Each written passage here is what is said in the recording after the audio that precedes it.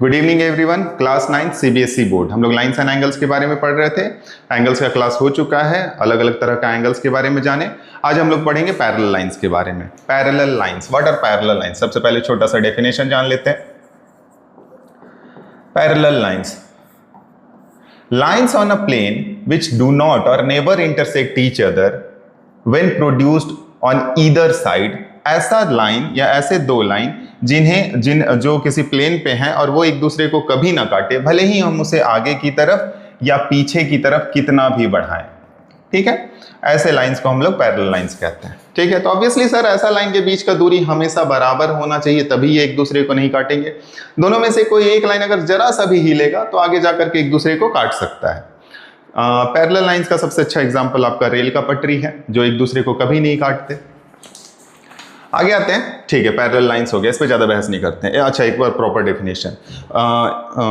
To lines lying on a plane which never intersect each other when produced on either side. ऐसे दो line जो एक ही plane पे हो और एक दूसरे को कभी ना काटे, भले ही उसे हम आगे पीछे कितना भी लंबा खींचे। ध्यान देना, on a same plane.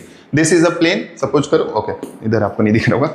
This is a plane, इसके ऊपर होना चाहिए। ऐसा नहीं कि एक लाइन इस प्लेन के ऊपर और यहाँ पे एक प्लेन और क्रिएट किए, इसके ऊपर दूसरा लाइन है।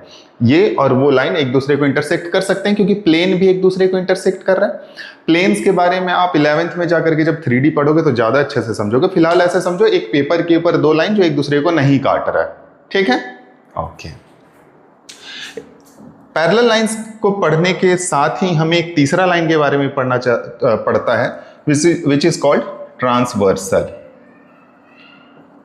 ट्रांसवर्सल ये क्या होता है?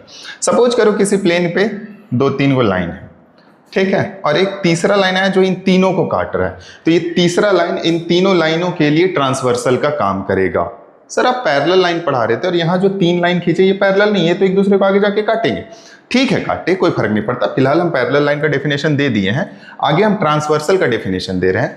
होता ऐसा है कि अगर हम ट्रांसवर्सल के लिए ये डेफिनेशन दें कि दो पैरेलल लाइन को काटने वाले लाइन को ट्रांसवर्सल कहेंगे, तो आगे चल के कंफ्यूज होगी, क्योंकि कोई जरूरी नहीं है कि ये जो तीसरा काटने वाला लाइन ये सिर्फ पैरेलल लाइन को ही काटे। ओके, मेरा कहने का मतलब कि किसी भी तरह के लाइंस है, ठीक है, ये आपस में एक दूसरे को काटेंगे चलेगा, लेकिन एक तीसरा चौथा लाइन है जो इन तीनों को काट रहा है, तो ये चौथा लाइन इन तीनों के लिए ट्रांसवर्सल का काम करेगा। ओके, फिलहाल हम लोग दो लाइन पे बात करते हैं। Suppose we have two lines, maybe they are parallel और नॉट, डजंट मैटर। और फिलहाल एक तीसरा लाइन है जो इन दोनों को काट रहा है, तो ये जो तीसरा लाइन है इसे हम ट्रांसवर्सल कहेंगे। एंड बार बार याद रखना कि हम लाइन को स्मॉल लेटर से रिप्रेजेंट करते हैं। तो सपोज करो these two lines are A and B, small A small B, और ये तीसरा लाइन है P जो इन दोनों को काट रहा है, तो ये जो तीसरा लाइन है इन दोनों के लिए ट्रांसवर्सल का काम करेगा। ठीक है, फिलहाल अगेन हम लोग पढ़ रहे हैं पैरेलल लाइंस, तो एक काम करो sir,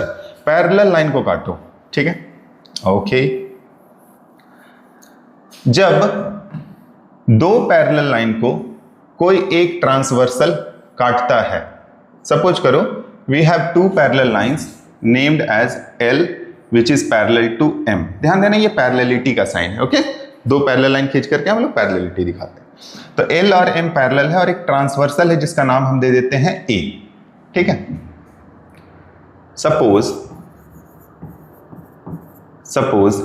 L is parallel to M। पढ़ने का तरीका ध्यान रखना कि जब तुम मैथ पढ़ रहे हो, अब थोड़ा सीरियस होकर के पढ़ो, 9th क्लास में हो, जब मैथ पढ़ोगे तो हम लोग सिंबल्स का ज्यादा यूज करते हैं, पढ़ते ज्यादा है और शॉर्ट टर्म में ही लिखा जाएगा।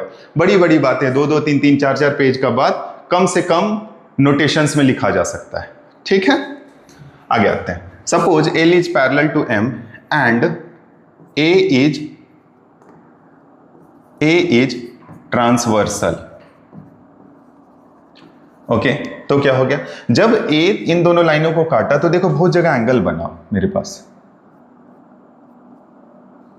ठीक है, कितने एंगल बने? यहाँ पे 4 गो, यहाँ पे 4 गो, 8 गो। नाम देते हैं इन एंगल्स का, बुक के हिसाब से दें या फिर अपने हिसाब से दे दें। बुक के हिसाब से देते हैं तो हमको समझाने में सुविधा होगा। 1 2 3 4 4 5 6 7 एंड 8 इन एंगल्स का नाम है। ओके, ठीक है। अच्छा, ये जो लाइन है L, इसको ऐसे समझो, एक लाइन है। ओके, फिलहाल ये एक लाइन है m, स्मॉल m से दिखाएं, लेकिन अगर इस लाइन का एक छोटे से हिस्से को हम काट के अलग करें कि नहीं यहां से काट के हमको अलग कर दो, तब आप इसका नाम a b p q c d कुछ भी रख सकते हो, ठीक है। तो यहां पे इसको भी काट सकते हैं, नाम दे देते हैं a b and p q। थोड़ा ये जूम होगा क्या, थोड़ा सा बड़ा हो जाएगा तो हो जाएगा। ट्रांसवर्सल, इन दीज केस यहां पे ध्यान देना 1 2 3 4 5 6 7 8 इनका नाम होता है। अगर हम बोले कि यहां पे वो लाइंस बताओ, वो एंगल्स बताओ जो कि लीनियर पेयर का काम कर रहे हैं,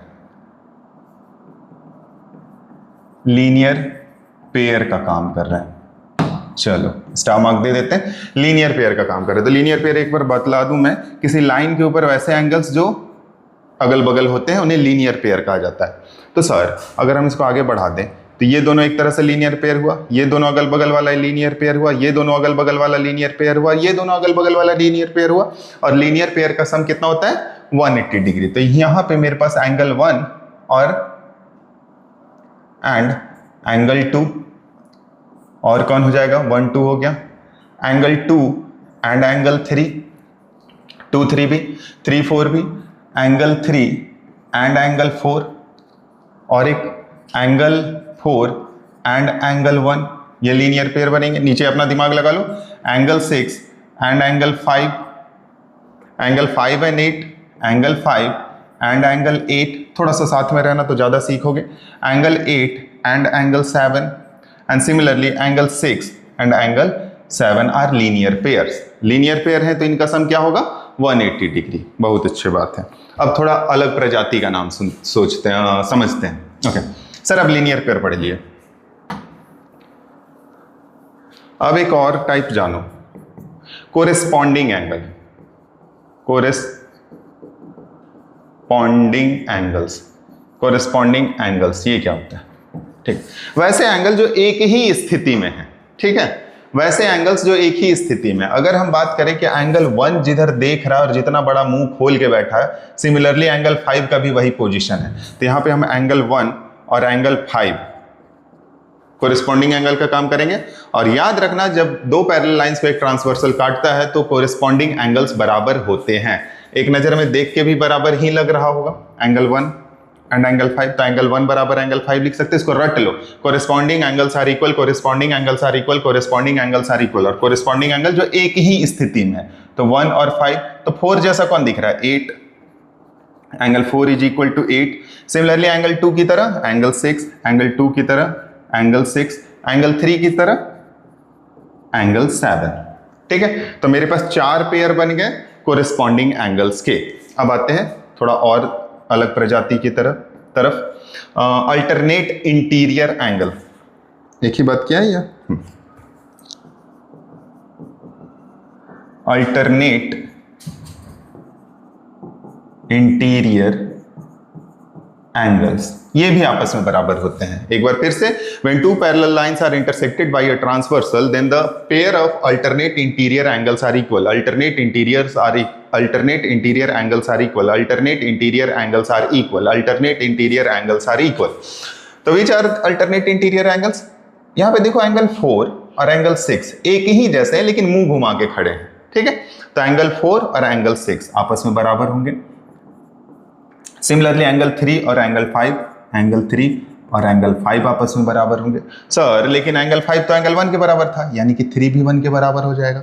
अगर थोड़ा सा याद करोगे तो यहाँ पे देखोगे कि दो लाइन एक दूसरे को काट रहे हैं और इस तरह से सीन बन रहा है, एक दूसरे का मुंह उल्टा है, और इसे हम लोग वर्टिकली अपोजिट एंगल भी कह सकते हैं, जो कि आपस में बराबर होते हैं।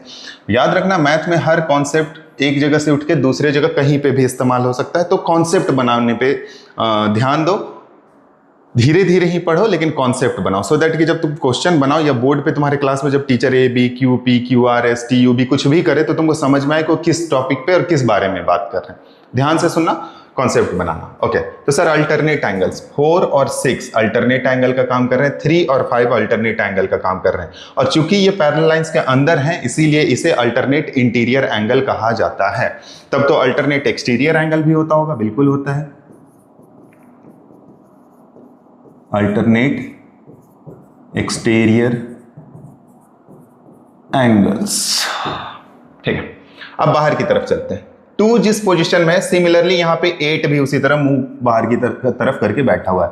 तो एंगल 2 एंगल 8 के बराबर और एंगल 1 के बराबर एंगल 7, एंगल 1 के बराबर angle 7। Alternate exterior angles are also equal. एक बार फिर से रिवीजन करते हैं। When 2 parallel lines are intersected by a transversal then corresponding angles are equal. Corresponding angles जो एक ही तरह के पोजीशन में खड़े हैं। ठीक है, 1 5 2 6 3 7 4 8। अगर थोड़ा गिजगिज हो गया तो इसको फिर से कर दे क्या? नहीं, चल जाएगा। उसके बाद अल्टरनेट इंटीरियर एंगल, अंदर के वो एंगल जो अपोजिट मुंह बना करके बैठे हुए या अपोजिट मुंह करके बैठे हुए, like 4 and 6 3 and 5 they are equal. Alternate exterior angle जो बाहर की तरफ है 1 and 7 2 and 8। और इन्हीं सबका प्रॉपर्टी इस्तेमाल करके तुम अलग अलग थ्योरम्स या अलग अलग पोस्टुलेट जो भी होता है उसको तुम सॉल्व करने वाले, अलग अलग क्वेश्चंस को दिमाग लगाने वाले उसमें। अब आ जाते हैं, ये हो गया, ये तो हो गया alternate interior angles and corresponding angle.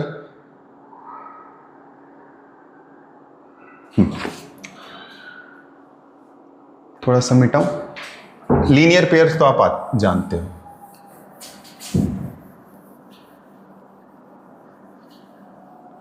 यहां पे आते हैं हम लोग कॉन्जिक्यूटिव इंटीरियर एंगल्स, या इसे सिर्फ इंटीरियर एंगल भी करके आप काम चला सकते हो। Interior angles of the same side.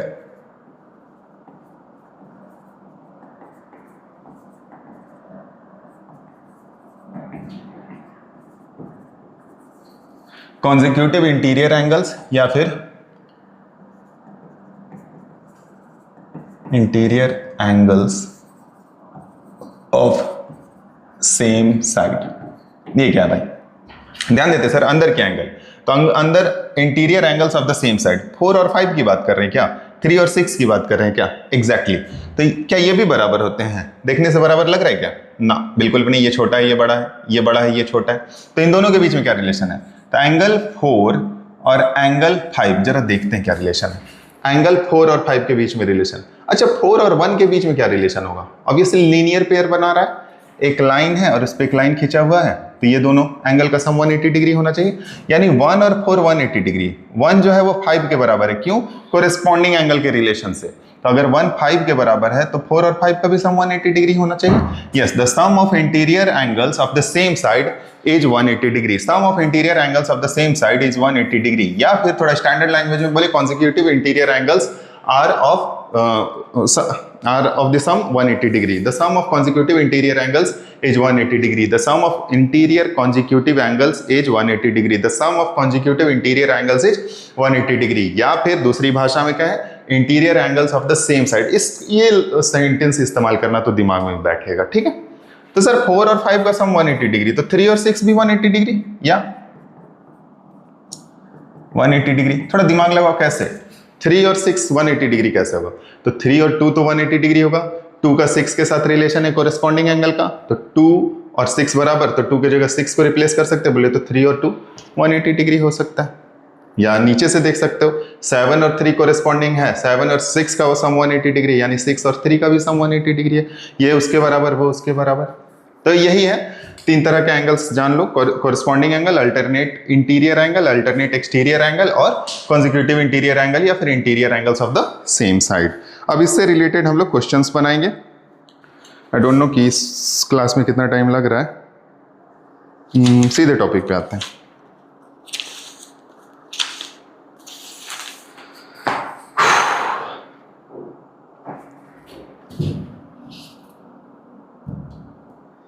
सीधे एक्सरसाइज बनाते हैं। तीसरा एक्सरसाइज है लाइंस एंड एंगल्स का, जो भी बुक आप पढ़ते हो।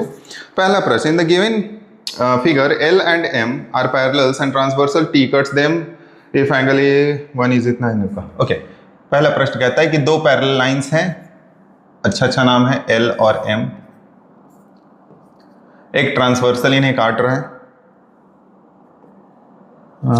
एक ट्रांसवर्सल को बुक के हिसाब से ही बनाते हैं। एक ट्रांसवर्सल उन्हें काट रहा है, इसका नाम है T। ध्यान देना, स्मॉल लेटर से दिखाते हैं हम लोग लाइंस को। Here angle 1, angle 2, angle 3, angle 4, angle 5, angle 6, angle 7 and angle 8 है। कहानी कुछ ऐसा है कि गिवन गिवन, एक बार फिर से क्वेश्चन पढ़ देते हैं। L and M are parallel, L is parallel to M and a transversal T cuts them. If angle 1 is 120 degree, find the measure of each of the remaining angles. This angle is 120 degree. We need to find other angles. जो relation अभी आपके पास आपने पढ़ा बस उसको सीधा सीधे इस्तेमाल करो, कुछ नहीं करना। अच्छा, जब क्वेश्चन बनाओगे तो लिखने का तरीका पे जरूर ध्यान देना। गिवन, सबसे पहले गिवन क्या क्या दिया हुआ है? L is parallel to M, पढ़ने का तरीका L is parallel to M and T is transversal. Okay. Also एक और छोटा सा बात दिया हुआ है, angle 1 is equal to 120 degree. Now जो चीज काम करना है अकॉर्डिंग टू क्वेश्चन अपना काम करते हैं हम लोग। ओके, एंगल 1 अगर 120 डिग्री है तो इसी के जैसा और कौन सा एंगल है और कहां पे काम चला सकते हो? अगर आपको याद हो तो अभी थोड़ी देर पहले आप पढ़े थे कि अल्टरनेट एक्सटीरियर एंगल, तो 1 के जैसा अल्टरनेट एक्सटीरियर में एंगल 7 है, वो उसके बराबर हो सकता है सर। लेकिन अगर और थोड़ा सा ध्यान लगाओ तो आप ये कह सकते हो कि सर 1 और 3 तो वर्टिकली अपोजिट एंगल भी है। दो लाइंस एक दूसरे को जब इंटरसेक्ट करते हैं तो उल्टे मुंह की तरफ वाला जो एंगल्स होता है वर्टिकली अपोजिट एंगल्स होते हैं, तो 3 भी उसके बराबर हो सकता है, बिल्कुल हो सकता है। बनाते हैं लोग।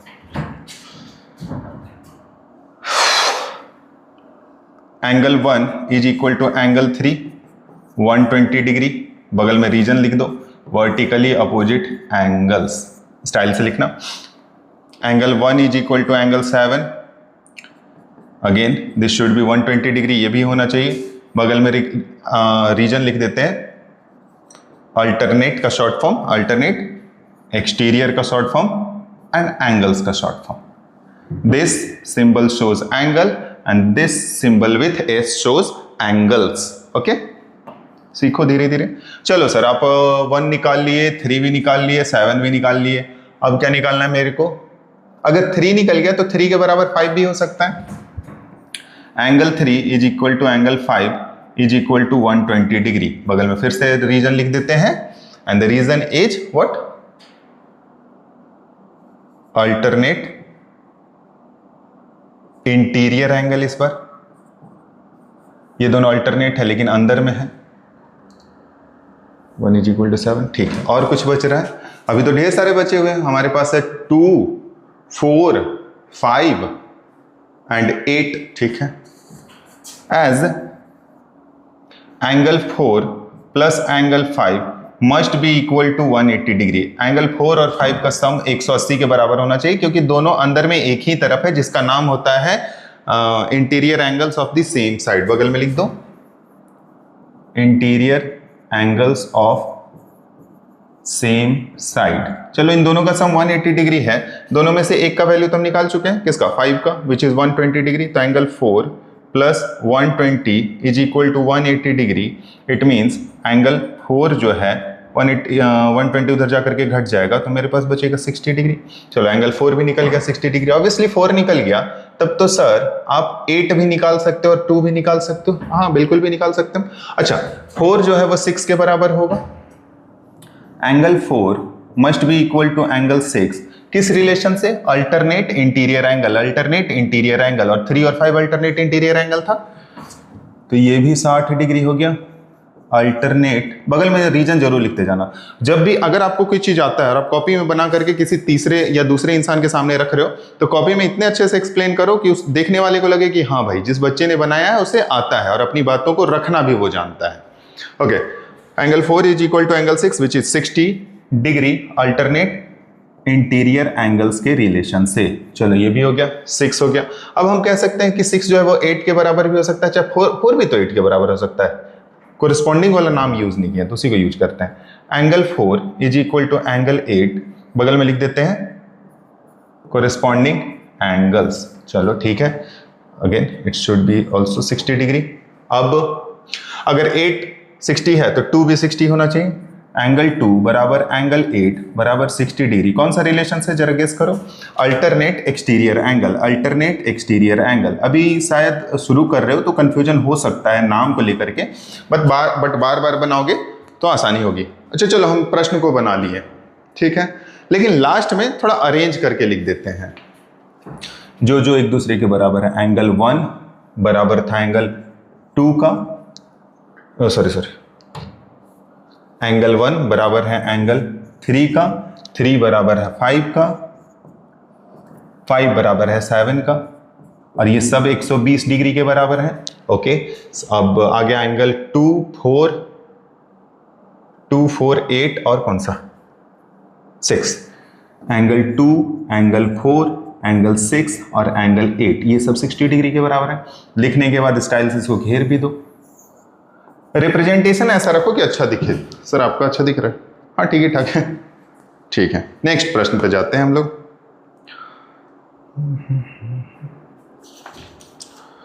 In the given figure, L and M are parallel and transversal. T cuts them. 7 is 80 degree. Find the measure of each of the remaining angles. Same question है, दो लाइन एक दूसरे को काट रहे हैं, नाम पता दे दिया है एंगल्स का, क्या 1, 2, 3, 4, 5, 6, 7, 8, और यहाँ पे बोलता है कि एंगल 7 जो है इसका वैल्यू 80 डिग्री है, बाकी एंगल्स निकालो। चलो रफली इसी में बना देते हैं हम लोग। ठीक है सर, अगर ये 80 डिग्री है तो ये एंगल भी 80 डिग्री होना चाहिए। किस रिलेशन से, किस रिलेशन से होना चाहिए ये 80 degree? Obviously vertically opposite angle. ठीक है, 7 की तरह और कौन सा एंगल है सर? 7 की ही जैसा 3 है, कोरिस्पॉन्डिंग एंगल का काम कर रहा है, तो ये भी 80 डिग्री हो जाएगा। 3 अगर 80 डिग्री हो गया तो 1 भी 80 डिग्री हो जाएगा। वर्टिकली अपोजिट एंगल के रिलेशन से 4 एंगल निकल गए। अब एक काम करो, इन दोनों को जोड़ करके 180 डिग्री आना चाहिए, interior angle of the same side, या फिर चलो वो भी याद नहीं यार, 1 और 2 का सम 180 डिग्री आना चाहिए लीनियर पेयर से। तो अगर ये 80 डिग्री है तो ये 100 डिग्री लिखा जा सकता है, ये 100 तो ये भी 100 डिग्री लिखा जा सकता है, ये 100 तो ये भी 100 डिग्री लिखा जा सकता है, अगर ये 100 तो ये भी 100 डिग्री लिखा जा सकता है। तुम ध्यान दोगे कि जब पैरेलल लाइन और ट्रांसवर्सल को सॉल्व करोगे और एंगल्स निकालोगे तो दो ही तरह के एंगल निकलेंगे, और वही एंगल्स 4 एंगल्स में बंट जाएंगे। कहने का मतलब 8 एंगल है तो 4 एंगल का मीजर सेम और 4 एंगल का मीजर सेम होगा।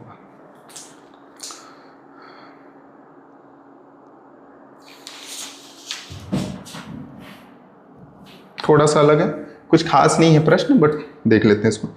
2 लाइन्स हैं अगेन, एल, देखो हम तीर उर नहीं बना रहे, ठीक है, ताकि थोड़ा सा जल्दी हो, तो उसको लेकर के बवाल नहीं होना चाहिए भाई।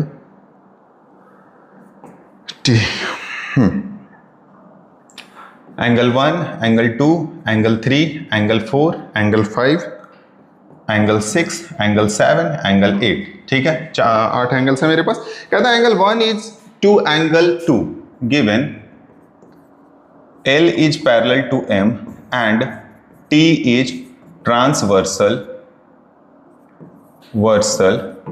also। एक छोटा सा बात बोला, angle 1 is to angle 2 is equal to 2 is to 3। कहने का मतलब एंगल 1 का जो भी मान होगा और एंगल 2 का जो भी मान होगा, जब उन्हें डिवाइड करेंगे या उनका रेशियो निकालेंगे, अगेन डिवीजन मीन्स रेशियो या ratio means division, A is to B means A by B। ये 9th क्लास के बच्चों आपको रिवीजन करा दूं, A is to B means A by B। तो एंगल 1 का कुछ ना कुछ मान होगा, रख दिए, एंगल 2 का कुछ ना कुछ मान होगा, उसको रख दिए, मार काट मचाएंगे तो 2 और 3 आएगा, किसी संख्या से वो दोनों कट जाएगा। किस संख्या से कटा होगा हमको नहीं पता, अभी उस पर भी बात करेंगे। ठीक है सर, हो गया। Now we need to find other angles. 1 and 2 कैसा रिलेशन इन दोनों के बीच में? सर अगल बगल है, एक लाइन के ऊपर है, ये दोनों अगल बगल है, मतलब लीनियर पेयर का काम कर रहे हैं और दोनों का सम 180 डिग्री होना चाहिए। ठीक है,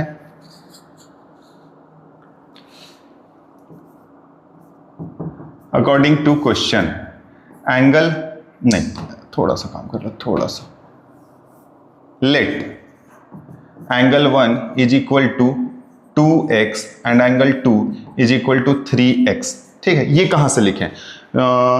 कोशिश करता हूं समझाने का। ऐसा रहा होगा कि एंगल 1 और एंगल 2 का वैल्यू रहा होगा, इसको किसी नंबर से काटे होंगे, हमको वो नंबर नहीं पता कि किस नंबर से काटे, तो हम मान लिए वो नंबर को x से इसको काटे 2 टाइम्स में, x से इसको काटे 3 टाइम्स में, यानी कि अगर x से वापस 2 को मल्टीप्लाई करें और x से वापस 3 को मल्टीप्लाई करें तो एंगल 1 का वैल्यू और एंगल 2 का वैल्यू निकल जाना चाहिए। तो इसीलिए हम लिखें कि एंगल 1 बराबर 2x और एंगल 2 बराबर 3x। थोड़ा सा कंफ्यूज मत होना, क्योंकि एंगल का भी नाम 1 2 है और जो रेशियो है वो नंबर में ही है 2 3। Okay, now according to question angle 1 plus angle 2 must be equal to 180 degree. Why? बगल में हमेशा रीजन जरूर लिखना, लीनियर पेयर, जो भी रीजन से तुम अपना स्टेटमेंट क्रिएट कर रहे हो। ठीक है, it mean sir 2x plus 3x must be equal to 180 degree, या then 5x is equal to 180 degree. Exactly 5 से काटने इसको कितनी बार में कट जाएगा? 5 तिया 15, 5 छक 30, यानी x का मान आ गया 36। तो क्या यही आंसर हो गया? नहीं, अभी थोड़ा सा रुकना होगा।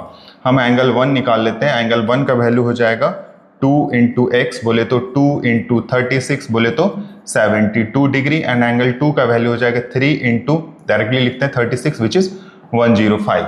M I right? नहीं, 3 छक 18 के 8, हाथ में 1, 3 3 9 1 10, 108 डिग्री। ठीक है, चलो अब एंगल 1 निकल गया, एंगल 2 निकल गया। एंगल 2 के बराबर एंगल 4, एंगल 1 के बराबर एंगल 3, एंगल 3 के बराबर एंगल 5, एंगल 4 के बराबर एंगल 6, एंगल 6 के बराबर एंगल 8, और एंगल 5 के बराबर एंगल 7। ये आप लिखने का तरीका अपने से इस्तेमाल कर सकते हो। अभी थोड़ी देर पहले एक क्वेश्चन में हम लोग किए हैं।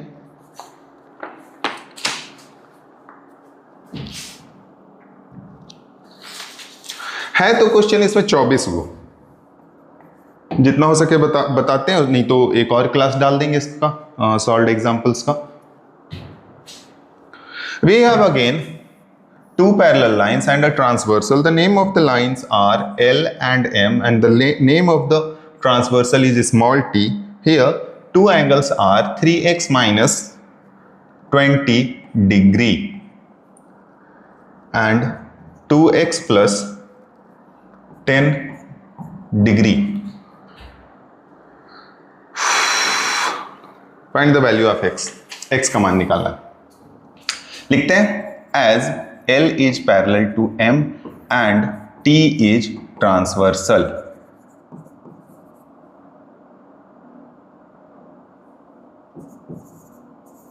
T is transversal. तो ये दोनों एंगल किसका काम कर रहे हैं? ये दोनों एंगल के बीच में क्या रिलेशन? अगर दो लाइन पैरेलल है तो यहाँ पे जो एंगल बन रहा है और यहाँ पे जो एंगल बन रहा है, एक ही तरफ एक ही दिशा में मुंह करके बैठे हुए हैं और एक ही तरह के दिख रहे हैं, एक ही लोकेशन पे है, देखा जाए तो एक ही तरह के लोकेशन पे, दोनों को कोरिस्पॉन्डिंग एंगल कहा जाता है। तो हम लिख सकते हैं as 3x minus 20 is equal to 2x plus 10। ये दोनों बराबर होंगे, बगल में रीजन लिख देते हैं, कोरिस्पॉन्डिंग एंगल्स। अब इसको सॉल्व कर देते हैं। 2x को इधर बुलाते हैं, 3x minus 2x is equal to 10 plus 20। I think इसके बाद तुम सॉल्व कर सकते हो, अगर नहीं कर सकते हो तो करना पड़ेगा। x is equal to 30, x का मान 30 निकल गया। ठीक है, मामूली सा प्रश्न था। इस तरह के ढेर सारे प्रश्न हैं। तो